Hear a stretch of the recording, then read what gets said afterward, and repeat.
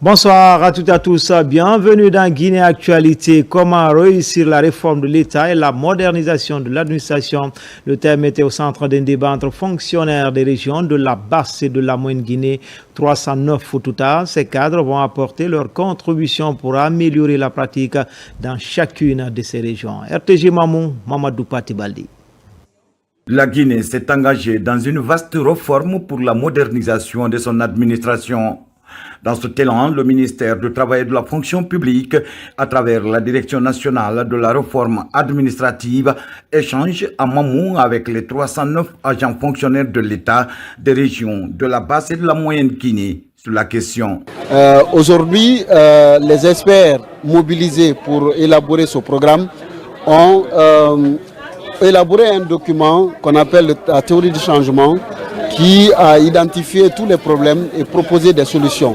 Aujourd'hui, les solutions proposées par les experts, monsieur le ministre pense que ce n'est pas suffisant. Il faut venir encore rencontrer les acteurs à l'intérieur du pays pour les écouter, les présenter ce que les experts ont fait, pour qu'ils apportent aussi leur avis et leur contribution pour mieux enrichir le document. Le programme de réforme de l'État et de modernisation de l'administration publique soutient la vision de Simandou 2040.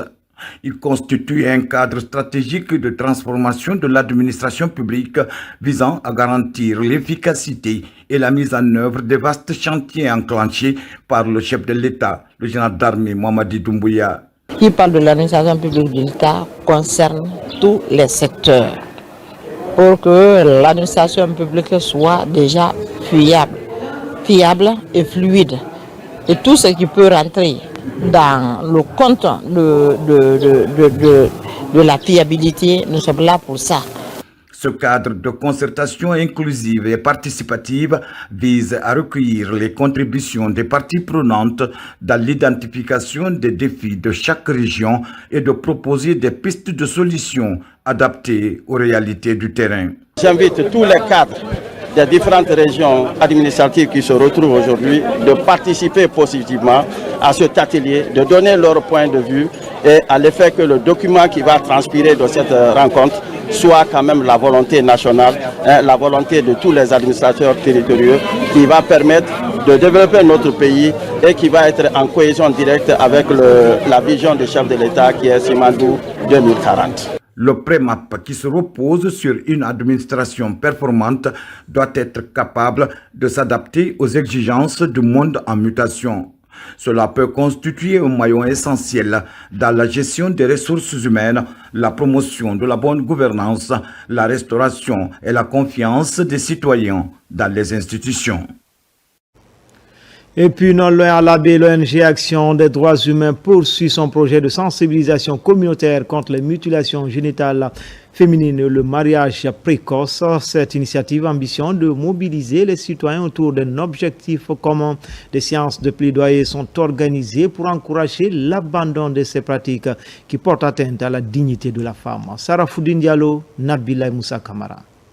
Autrefois perçus comme des symboles de pureté, d'honneur ou encore de passage à l'âge adulte, les mutilations génitales féminines et les mariages précoces laissent aujourd'hui place à la prise de conscience. Pour mettre fin à ce fléau, l'ONG Action des droits humains multiplie les campagnes de sensibilisation. Après la commune rurale de Koyi, dans la préfecture de Tougué, c'est celle de Corbeil à Lelouma qui s'engage résolument dans l'abandon des mutilations génitales féminines et des mariages d'enfants. Nous, membres du conseil communal, présidents des districts, chefs sectaires et membres des structures, d'une part, les leaders religieux et les femmes et les jeunes leaders ici présents, nous nous engageons solennellement à l'abandon définitif de la pratique de l'exclusion et des mariages d'enfants. Conscientes des conséquences dévastatrices de ces pratiques, les différentes couches sociales de l'Elouma, autorités locales, leaders religieux, unissent leurs voix pour dire non aux mutilations et aux mariages précoces. L'engagement est désormais pris, sensibiliser, informer et protéger les filles. À Corbeil, il n'y a plus d'excision, ni le mariage d'enfants. Et ensuite, il y aura la scolarisation des jeunes filles. Cette déclaration publique est un engagement collectif qui exige une vigilance continue. Ensemble, nous devons poursuivre l'accompagnement des familles, renforcer les structures de protection, promouvoir la scolarisation des filles. Financé par le Fonds des Nations Unies pour la population UNFPA, ce projet vise un objectif clair: zéro mutilation, zéro mariage d'enfants. Une mission de la direction du cadastre a été récemment accablée pour s'informer du mode de fonctionnement de ces services déconcentrés. Les résultats sont encourageants et les autorités mobilisent et motivent davantage les équipes sur le terrain. Nabi Kamara. La mobilisation et la sécurisation des recettes du cadastre au centre d'une mission de la direction générale de ce service stratégique au ministère de l'économie et des finances, conduite par le numéro 2 de cette direction. Elle est venue jeudi dans la commune urbaine de Kabylie pour s'enquérir de l'état des lieux, l'applicabilité, la répartition de ces recettes, le rapprochement de l'administration centrale à celle déconcentrée et si le service financier et du cadastre fonctionne à plein temps et dans les règles de l'art. Le service financier du cadastre est représenté dans toutes les communes et préfectures sur toute l'étendue du territoire national. Celui de la commune urbaine de Kabylie comprend de nos jours 11 membres. Avec cette équipe d'hommes et de femmes, nous avons pu atteindre à date 50% du contrat de performance qui nous a été assigné par la direction. La direction nous a soumis à un contrat de performance à la hauteur de 800 millions pour l'exercice 2025. Donc, le service financier du cadastre a pu atteindre 50% de cet objectif de nos jours. Représenté sur toute l'étendue du territoire national, le service financier du cadastre de Kabylie comprend 11 membres dont 5 stagiaires.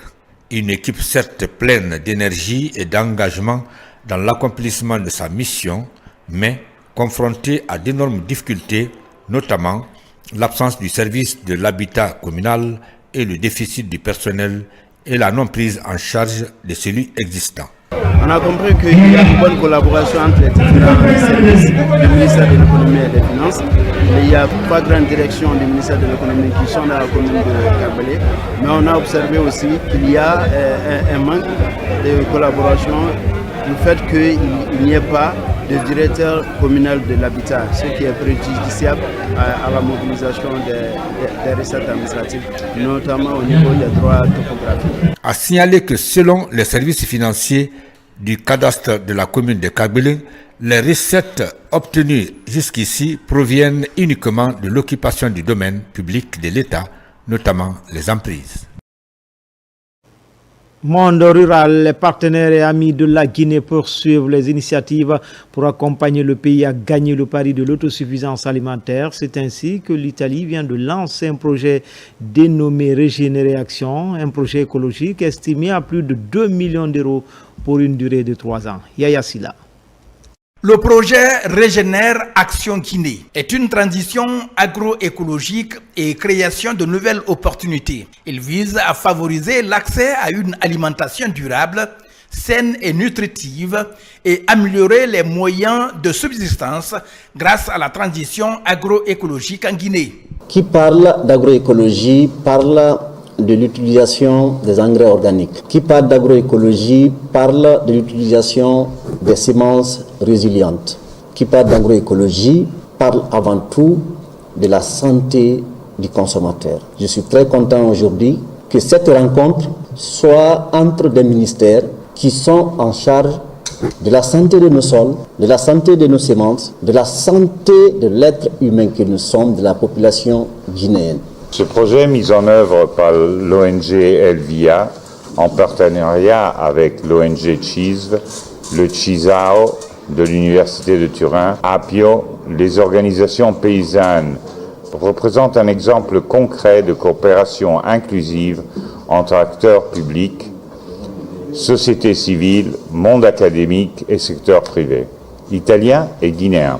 Fruit de la coopération italienne, ce projet d'une valeur de plus de 2 millions d'euros est mis en œuvre dans les préfectures de Bofa pour la Basse-Guinée, Pita dans la Bas-Moyenne-Guinée et Kankan, Mandiana au compte de la Haute-Guinée. À travers notre action de coopération, nous soutenons les priorités nationales définies par le gouvernement. notamment le programme Simandou 2040, et les programmes sectoriels, en particulier le programme national d'investissement en agricole et de sécurité alimentaire et nutritionnelle, le PNIASA. Notre action, donc, vise à renforcer la souveraineté alimentaire du pays, enjeu stratégique pour la stabilité, la santé publique, la paix sociale et le développement économique. Les résultats attendus du projet sont l'amélioration de la diversification agricole et alimentaire grâce à une approche systémique de l'agriculture régénérative. Enfin, l'Agence nationale de sécurité sanitaire vient de franchir un nouveau cap dans le renforcement du système de veille et de riposte face aux urgences de santé publique. Une nouvelle salle des opérations vient d'être inaugurée à Conakry. C'est un don d'Africa CDC pour améliorer les capacités de riposte de notre pays face aux épidémies. Marie-Angélique Bangoura, Adama Elza Traoré. Moderne et entièrement équipée, cette salle permettra d'assurer une surveillance sanitaire plus efficace, une coordination rapide et une gestion opérationnelle en temps réel lors des crises sanitaires. Une avancée qui s'inscrit dans le cadre du plan national de sécurité sanitaire à travers le soutien de Africa CDC pour mieux protéger les populations. Ce matériel de dernière génération d'un montant de $400 000 vient dans la vision de sauvegarder l'Afrique. Et dans l'agenda de sécurité sanitaire, aucun pays ne doit être laissé derrière. Et nous venons d'inaugurer cette salle qui permet de se préparer et de répondre aux urgences de santé publique. Les spécialistes du secteur en santé se félicitent de ce soutien logistique et technique qui vient consolider les efforts du pays dans la lutte contre les maladies à potentiel épidémiologique. C'est un centre névralgique qui va améliorer la coordination des interventions de terrain. Et ça va au-delà du cadre générique de l'ANSS. Souvent, quand on parle de l'ANSS, on voit que les épidémies. Mais nous sommes chargés de mettre en œuvre les orientations stratégiques du ministère de la Santé en matière de sécurité sanitaire. Donc les services vétérinaires, l'environnement, l'administration du territoire, les programmes verticaux du ministère de la Santé, tout le monde utilisera ce centre pour coordonner les interventions de terrain. Nous tenons à remercier nos partenaires techniques et financiers, notamment CDC Africa et la Banque africaine de développement, pour cet investissement vraiment conséquent. C'est du matériel de dernière génération que nous avons découvert et cela vraiment est une satisfaction. Ce dispositif est conforme à l'approche One Health qui prône une collaboration entre santé humaine, animale et protection de l'environnement pour prévenir les épidémies et renforcer la résilience sanitaire tout en s'alignant sur les standards internationaux de sécurité sanitaire. C'était tout pour Guinée Actualité. L'information se poursuit sur le www.rtgguinée.info. Je vous retrouve à 20h30 pour la grande édition du soir. Bonne suite de programme sur les antennes de la télévision nationale. À tout à l'heure, Inch'Allah.